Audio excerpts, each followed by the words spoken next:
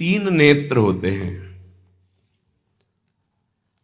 एक होते हैं ये चक्षु इंद्रिय, जिसे आप देख रहे हैं, नेत्र कहते हैं।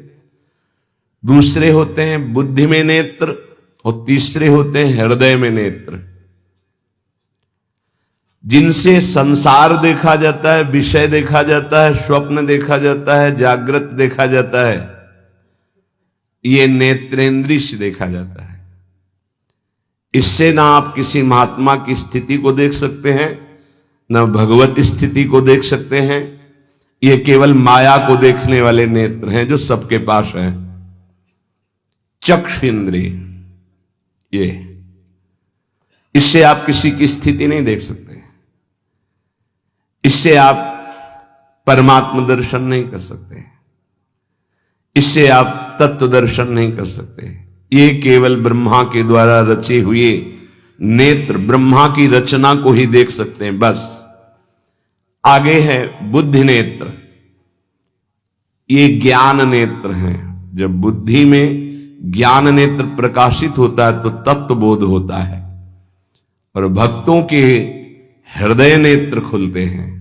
ही के नयन निहारी, हृदय के नेत्र जब खुलते हैं तो प्रिया प्रीतम की रूप माधुरी, लीला माधुरी, ये उसके नेत्रों में, इन नेत्रों में झलकते हैं।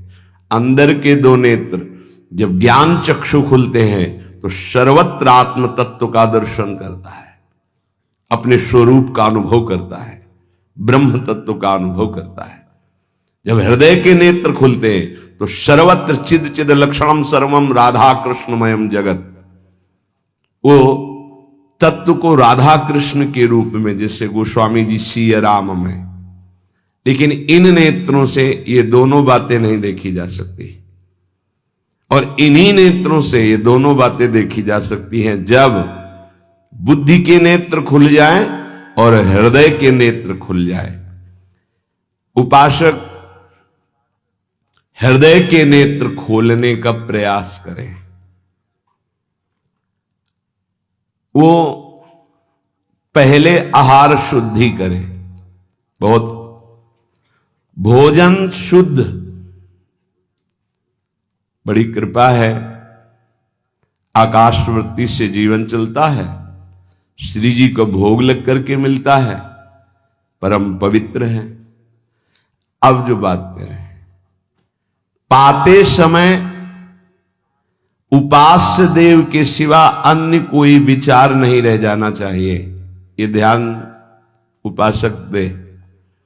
इसीलिए नाम कीर्तन चला दिया जाता है। चलता है नाम कीर्तन, नाम कीर्तन चला दिया जाता है कि आपका मन किसी विषय का चिंतन न करने पावे, नाम कानों में पड़े और चिंतन नाम का हो। जब हम भोजन के साथ भजन चलाते हैं तो वो भोजन जब पचता है तो नस नस में परम पवित्रता और भजन के परमाणु फैलाता है। अब जैसे आजकल भोजन की प्रथा,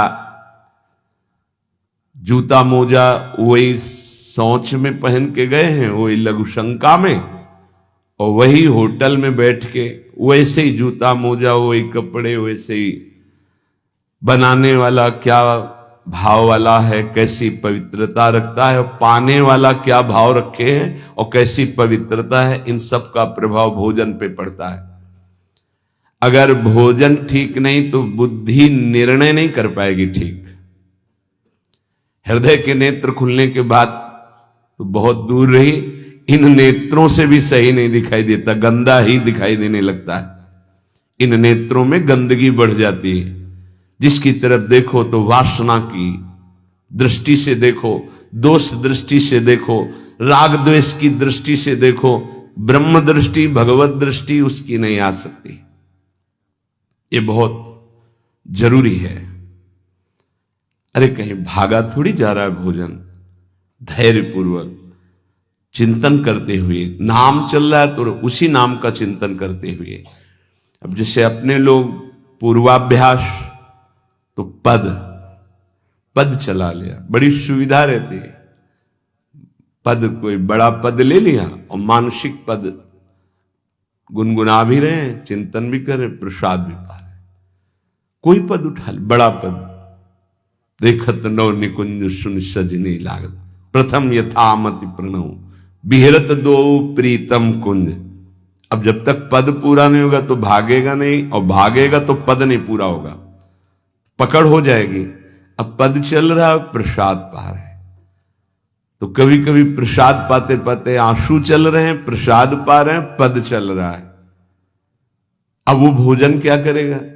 प्रसाद नस नस में जाकर भागवतिक भाव संचरित करेगा। अब आप प्रसाद पा रहे हैं, किसी द्वेषी का चिंतन कर रहे हैं, गुस्सा आ रही, अब नस नस को वो क्रोध से युक्त करने वाली वृत्ति पैदा करेगा। आप प्रसाद पा रहे हैं, कोई काम चिंतन कर रहे हैं, वही प्रभाव आपके अंदर पड़ेगा। हमारी पद्धति रही है प्रसाद पाने की, चाहे जितना पवित्र हो, पर भोजन पाने के पहले हाथ पैर धोए गए, कुल्ला किया गया, पवित्र हो करके फिर वहां बैठ करके, पद्धति थी आसन पीढ़ा चटाई बिछा दी गई, पवित्रता पूर्वक बैठे, भोग सामने आया, भगवद अर्पित प्रसाद है तो जय जयकार और कीर्तन करके पा रहे हैं। अगर वो ऐसी जगह से मिला है, भगवद अर्पित नहीं है, तो अपने सामने 1 मिनट रुक कर भगवद अर्पित करते हैं, फिर जय जयकार इष्ट की, गुरुदेव की, भगवान नामों की गूंज करके फिर पाते। वो प्रसाद हमारे हृदय में पवित्र भाव पैदा करेगा, भजन बढ़ेगा। भजन से ही हृदय के नेत्र खुलते हैं, भजन से हृदय के नेत्र, और हृदय के नेत्रों से ही प्रियालाल का दर्शन होता है, प्रियालाल का लीला चिंतन होता है। जो अपनी नस नस में नाम, पवित्रता, भक्ति, ज्ञान, तो भोजन में बहुत सावधान रहिए। ये 24 घंटे के लिए हमारे विचारों को अपवित्र या पवित्र करेगा भोजन। अगर अशुद्ध भोजन हो गया तो 2-3 दिन तक तो विक्षेप पड़ेगा ही। अगर बहुत ही निषिद्ध भोजन हो गया तो हो सकता है कि भजन भी रुक जाए, विक्षेप क्या रुक जाए, ऐसा ऐसा भोजन होता है। भोजन बहुत संभाल के, भले भूखा रहना पड़े तो अच्छा है 1-2 दिन, पर ऐसा भोजन ना होने पावे जो हमारे भजन को छीण करे। प्रायः जब श्री जी की शरणागति दीक्षा दी जाती है यहां, तो पहला कि तुम्हें 11 माला गुरु मंत्र के तो करने ही हैं, दूसरा 12 पद चतुरासी जी के पढ़ने ही हैं पक्का, तीसरा तुम्हें उस रसोई से कभी भोजन नहीं पाना है जिसमें मांस बना है, जिसमें मांस रांधा गया है। भले तुमको वहां दाल रोटी खीर और ये सब बना के दे, पर वो सात्विक भोजन नहीं होगा, वो राक्षसी भोजन होगा, क्योंकि वो रसोई अपवित्र है, उसके पात्र पवित्र। ये दीक्षा के समय दिया जाता है। चौथा, जो तुम्हारे उपासना की, इष्ट की, गुरुदेव की, संतों की, भगवत स्वरूपों की निंदा करे, वो चाहे रिश्तेदार, नातेदार, चाहे कोई भी हो, हम उससे संभाषण बैठकर नहीं करेंगे, कान में उंगली डालकर राधा राधा बोलकर चले जाएंगे। ये दीक्षा के समय शिक्षा दी जाती है। यदि आप अपने कुसंग को नहीं त्याग सके, भोजन का सुधार नहीं कर सके, तो भजन में रुचि नहीं होगी। ध्यान रखना, हम जैसा अन्न पाते हैं वैसा मन बनता है, जैसा मन होता है वैसे ही चिंतन होता है। हमें हृदय के नेत्र खोलने हैं तो हमें आहार पवित्र करना है। पवित्र आहार पवित्र चिंतन के साथ हमें पाना है, ऐसे जल्दीबाजी नहीं। जल्दीबाजी है तो हम नहीं पा रहे हैं, जब हमें समय होगा पा लेंगे। कोई प्राण थोड़ी निकल जाएंगे, एक बार में पाएंगे, एक दिन ना पाएंगे, नहीं निकल। कई कई दिन भोजन न पाने पर भी ऐसा नहीं होता कि प्राण निकल गए। बड़ी सामर्थ्य है, प्रभु ने सामर्थ्य दी है। उपासक सावधान रहे कहीं प्रसाद पाते समय कोई ऐसा दृश्य, ऐसी वार्ता न कर बैठे जो भजन में बड़ी हानि पैदा कर दे। जैसे आप मोबाइल रख लिए और आप ऐसे दृश्य देख रहे हो जो आपका सर्वनाश करने वाले हो, भोजन पा रहे हो, तो आप निश्चित समझ लेना, निश्चित भ्रष्ट हो जाओगे, आगे नहीं बढ़ पाओगे, गिर जाओगे। भोजन के समय यदि आपका मन पद में नहीं लग रहा, भजन में नहीं लग रहा, तो जैसे यंत्र है आपके पास, तो चतुरासी जी लगा दीजिए, सत्संग लगा दीजिए। आपका चिंतन बनना चाहिए भागवतिक, कोई गलत चिंतन नहीं। और अगर कोई पास बैठा है तो वार्ता नहीं होनी चाहिए।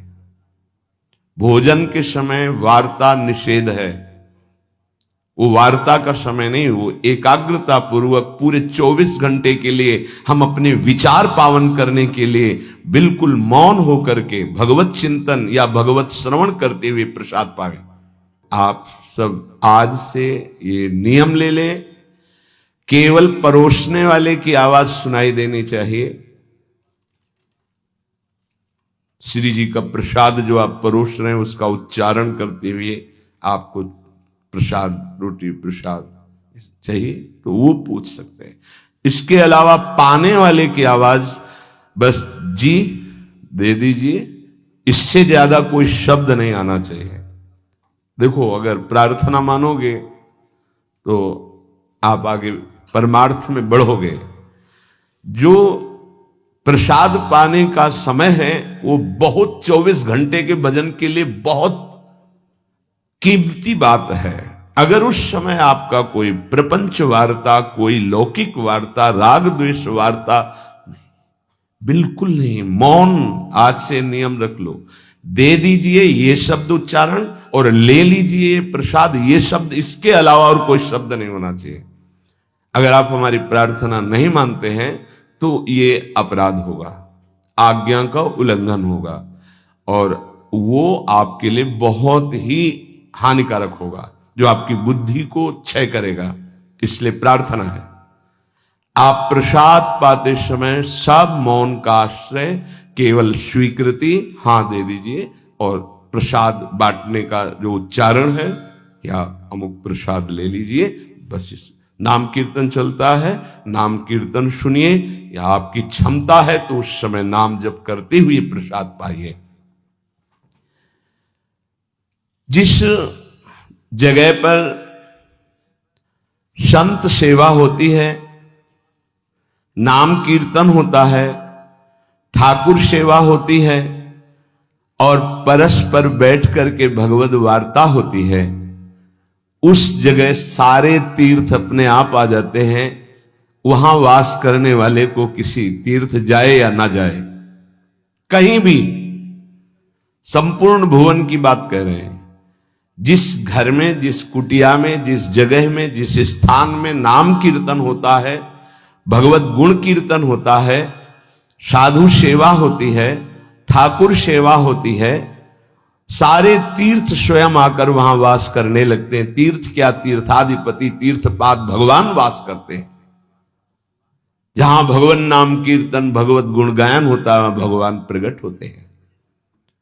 मदभक्ता यत्र गायन्ति तत्र तिष्ठामि नारद, नाम वाणी जहां श्याम श्यामा तहां। सारे तीर्थ स्वयं वहां वास करते हैं। कुछ गृहस्थ जन कहते हैं हमारे घर में कोई चक्कर है, कोई टुटका कर दिया, कोई परेशानी। हम कह रहे नाम कीर्तन कीजिए, ठाकुर सेवा घर में विराजमान कीजिए, 30 मिनट बैठ करके भगवत चर्चा कीजिए। हिंदी आती है, संस्कृत आती, जो जैसे भी आप, भागवत है, गीता जी है, रामायण जी है, भगवत चर्चा गुणगान कर रहे हैं प्रभु को। उस घर में कोई अमंगल, कोई भूत प्रेत, कोई चक्कर, ऊपरी नीचरी कोई बाधा, ग्रह नक्षत्र कुछ नहीं, किसी को समझ नहीं आती कैसे सर्व मंगल में भगवान का नाम समस्त पापों का नाश करके महामोद प्रकाशित करता है। अरे जहां एक भक्त बैठ करके नाम जप कीर्तन करता है और जहां पूरा परिवार बैठकर नाम कीर्तन करे, उसका कितना प्रभाव होगा। एक भक्त करे तो उसके प्रभाव का वर्णन होता है। पूरा परिवार नाम कीर्तन कर रहा है, पूरा परिवार ठाकुर सेवा में बैठ करके 5 मिनट ही सही, आरती पूजा प्रणाम नमस्कार, पूरा परिवार 30 मिनट बैठकर भगवत चर्चा सुन रहा है, कोई एक भगवत चर्चा कर रहा है, वो तीर्थ है घर। फिर ये तो परम धाम है, यहां तो महामोद मंगलमय है, यहां तो अखंड नाम कीर्तन भगवत चर्चा सब चलती ही रहती। आपको सावधान रहना, जो एक बार आदेश हो जाए उसका उल्लंघन ठीक नहीं है, और उसको तत्काल लागू किया जाए। अगर नहीं किया जाता तो उसे प्रमाद स्थिति कहते हैं, और फिर बुद्धि भ्रष्ट हो जाती है। कोई भी, चाहे वो साध्वी हो या उपासक हो, साधु हो, आज्ञा का उल्लंघन करने का स्वभाव ना डाले, नहीं तो प्रमाद स्थिति घसीट ले जाएगी। आज से जहां प्रसाद पाना प्रारंभ होता है और प्रसाद आचमन करने तक मौन, फिर हमें वार्ता ही किसी से करनी। प्रसाद पाने के समय वार्ता, ये तो हमें बात समझ में ही नहीं आई। उस समय कौन सी संगोष्ठी होती है, उस समय कौन सा प्रसंग होता है प्रिया प्रीतम के लीला चरित्र का। उस समय तो हम प्रसाद का स्वाद लेते हैं, उच्छिष्टामृत भुक्त वैव, प्यारे जो ने पाया है, और नाम कीर्तन करते हैं। तो हमारे हृदय के नेत्र खुलेंगे, तभी तो हमारी भजन में रुचि बढ़ेगी। जब हमारा प्रसाद पाते समय भजन होगा, बहुत ध्यान देने की बात है ये। अगर प्रसाद पाते समय प्रपंच, तो 24 घंटे प्रपंच चिंतन चलेगा। अगर प्रसाद पाते समय राग द्वेष की चर्चा, काम क्रोध की वार्ता, तो हृदय मलिन हो जाएगा। हम प्रसाद पाते हैं पवित्रता के लिए, प्राण पोषण के लिए, तो प्राण पोषण और पवित्रता दोनों होगी भगवत चिंतन से। केवल प्राण पोषण हुआ, बुद्धि अपवित्र हो गई, तो फायदा क्या। जो नाम जप करता है उसको कभी ये चिंता नहीं करनी कि अब हमारे जो पूर्व पाप हैं वो कैसे नष्ट होंगे। वज्रम पाप मही भृताम, जैसे पर्वत को चूर चूर करने के लिए देवराज इंद्र जब वज्र का प्रहार करते हैं तो वो धूल हो जाता है, ऐसे पहाड़ जैसे भी पाप हों और नाम जप करे तो नाम जप क्या करता है, वज्र के समान उस पहाड़ जैसे पाप पर टूट पड़ता है और उसे धूल धूसरित कर देता है। वज्रम पाप मही भृताम, हमें नाम पर ध्यान देना है। कैसे नाम जब छूट जाता है उपासक होकर भगवत प्राप्ति का लक्ष्य बना के, और तुम्हें चैन है, इसका मतलब है आपका लक्ष्य भी भजन भगवत प्राप्ति नहीं बना, नहीं तो चैन के तद विस्मरणेन परम व्याकुलते थे। भगवद्रोद्रेकस्य सिद्धौषधम, ये नाम संसार रोग के आवेश को शांत करने की सिद्ध औषधि है। जासु नाम भव भेषज, ये भगवन नाम ये भव रोग की अचूक औषधि है। अर्थात नाम जापक को भी ये भी चिंता नहीं करने की हमारा कल्याण होगा कि नहीं, नाम चल रहा है, यह हमें भव समुद्र से पार ही नहीं, भव समुद्र को सुखा देगा। नाम लेत भव सिंधु सुखाही, करो विचार सुजन मन माही। पाप के पर्वत को वज्र की तरह नाम टूटकर धूल धूसरित कर देता है और भव समुद्र को सुखा देता है। पार जाने की जरूरतें नहीं, खत्म ही हो जाता है, कल्याण की चिंता नहीं। मिथ्या ज्ञान निशा विशाल तमसस तिगमांश बिंबोदय, ये नाम अज्ञान रूपी घोर अंधकारमयी रात्रि के नाश के लिए भगवान भुवन भास्कर सूर्य के समान है।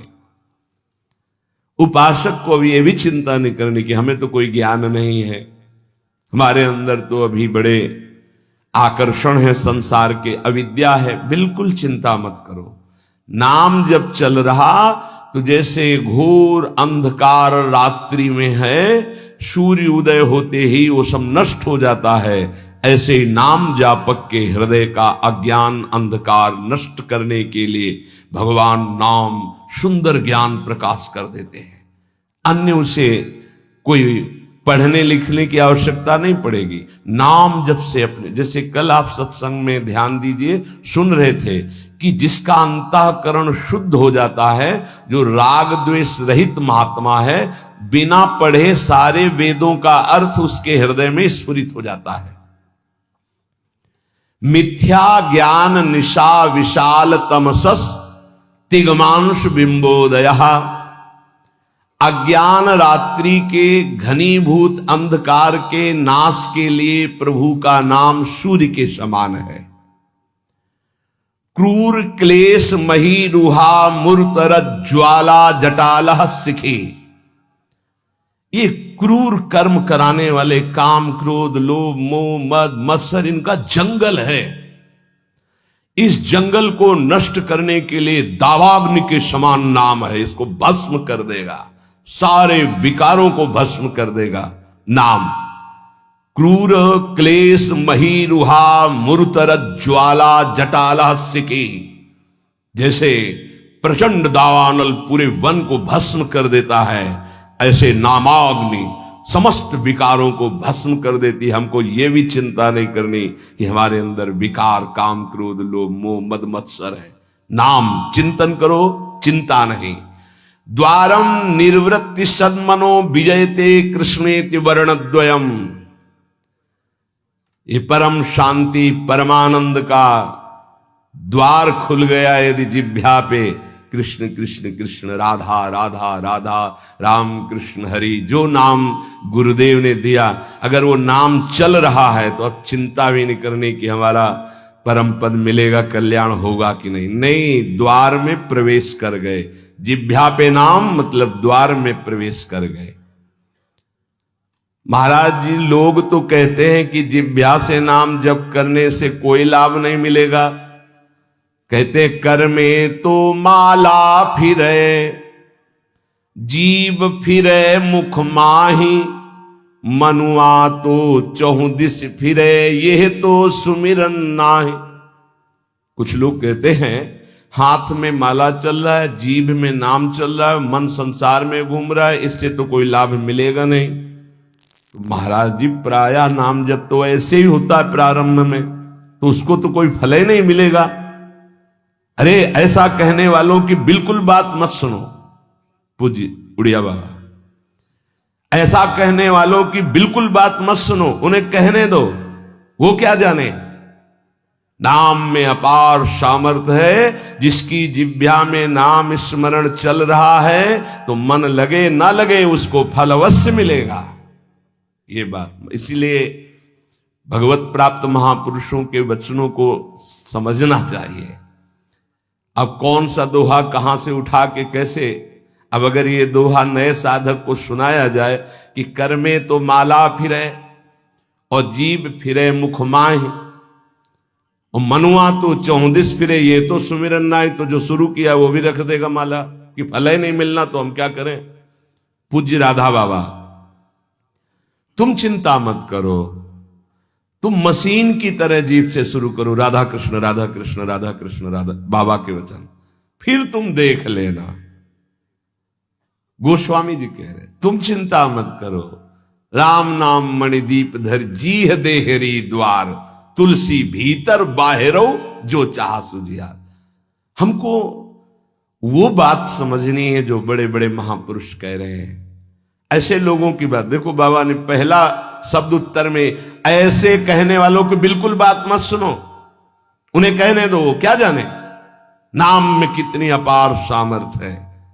अहो वत्स पचतो गरीयान यज्जिभ्याग्रे वर्तते नाम तुभ्यम, ना कि मनसाग्रे लिख देते ना, मनसाग्रे यह जिभ्याग्रे, जिभ्या में जिसके आपका नाम विराजमान हो गया वो चांडाल भी जगत पूज्य बन जाता है। अहो वत्स पचतो गरीयान, वो सर्वश्रेष्ठ हो जाता है। भजन करना है, निरंतर भजन करना है, मन लगे ना लगे तुम्हें इसकी परवाह नहीं करनी। जो तुम्हारी जिह्वा से नाम निकल रहा है वो फल दे के रहेगा, ये बैठा लो हृदय में। केवल जिह्वा से तुम भजन करना प्रारंभ करो, फिर देखना मन लगने की बात जाने दो, मन नाममय हो जाएगा, अपने आप नाममय हो जाएगा। जब हम अधिक समय तक विषय चिंतन करते हैं तो मन विषयमय हो जाता है। जब अधिक समय तक हम नाम जपते हैं तो मन नाममय हो जाता है। इसलिए तुम ऐसी बातें मत सुनो, निरंतर नाम जपने का अभ्यास जिह्वा से ही करो, तुम्हारा मन भगवदाकार हो जाएगा। तो महाराज जी सुनते हैं भगवदाकार वृत्ति बड़ी महिमामयी है, तो ये कैसे आती, कैसे भगवदाकार वृत्ति आती है? तीव्र अभ्यास और निरंतर स्मरण से। जब क्षण क्षण में वृत्ति हमारी भोगों की तरफ जाती है, उस वृत्ति को हटाकर हम नाम में लगाते हैं तो नामाकार वृत्ति, एक एक वृत्ति जब नाम में लगने लगती, नामाकार वृत्ति प्रभु के रूप में लगने लगती तो भगवदाकार वृत्ति, तत्व चिंतन में लगती है तो ब्रह्माकार वृत्ति। इसलिए विशेष प्रयत्नशील उपासक वृत्तियों को भगवदाकार कर लेता है। प्रयत्नशील, बार बार मन संसार में जा रहा है, उसे हटाकर नाम में लगाते हैं, बार बार नाम में लगाते हैं, धीरे धीरे वृत्तियां नाम में हो जाती है। जब स्वतः एक एक वृत्ति नाम में हो जाती है तो भगवदाकार, मंत्राकार, नामाकार, ब्रह्माकार ऐसे शब्दों से कहा जाता है। ये केवल बातें बनाने से नहीं होता, पुरुषार्थ, तुम्हें भगवत कृपा से सामर्थ्य मिली ही ऐसी। उपासक प्रधानता कृपा की मानता है, अपने पुरुषार्थ की नहीं। पूरा प्रयास करके भगवदाकार वृत्ति का, और फिर उसमें देखता है कि बड़ी कृपा है। ये जो पुरुषार्थ हो रहा है ये गुरु कृपा से हो रहा है, ये भगवत कृपा से हो रहा है।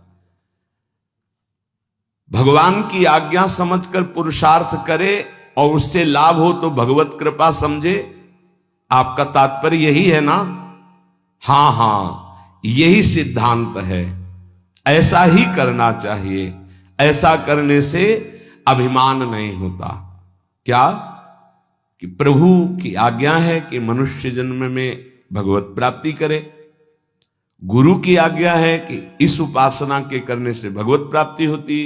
तो हमें जितना पुरुषार्थ मिला है, सामर्थ्य मिली, हम पूरी सामर्थ्य लगाकर साधना करते हैं, नाम जप करते हैं, पर हम ये देखते हैं कि ये सब भगवत कृपा से हो रहा है। प्रभु की कृपा से ही हमारी भजन मार्ग में रुचि हुई, भजन बना, पुरुषार्थ बना, इस सब कृपा से। तो अभिमान नहीं आएगा। महाराज जी आप तो नाम जपने के लिए कह रहे हैं, लेकिन बहुत से विद्वान लोग नाम नहीं जपते। क्यों नहीं जपते? भैया नाम जप करना तुमने कोई साधारण समझ रखा है? भगवत कृपा के बिना भगवान नाम नहीं लिया जा सकता। हरिवंश कृपा हरिवंश कहें, हरिवंश कहें, हरिवंश लहें।